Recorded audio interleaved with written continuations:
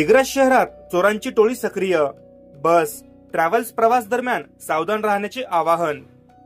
दिग्रस शहरात काही दिवसांपासून चोरीच्या घटनेत वाढ झालेली आहे। पाकिटमारी, गळ्यातले दागिने पळवणे या घटना वाढत आहे।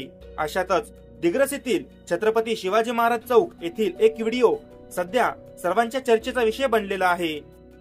यामध्ये चक्क एक व्यक्ती बसमध्ये चढत असलेल्या प्रवाशांची पॅन्टचे पाकिट तपासताना स्पष्ट दिसत आहे। या व्हिडिओच्या पुष्टीनंतर दिग्रसमध्ये चोरांच्या टोळ्या सक्रिय झाल्या असल्याचे बोलले जात आहे। पुसदमध्ये सुद्धा पाकिटमारी आणि दागिन्यांच्या चोरीच्या घटनेत वाढ झालेली आहे। या घटनेचे आणि चोरांचे कनेक्शन जोडल्या जात आहे। या भुरट्या चोरांवर अंकुश लावण्यात यावा अशी जनसामान्यातून प्रतिक्रिया व्यक्त केल्या जात आहे।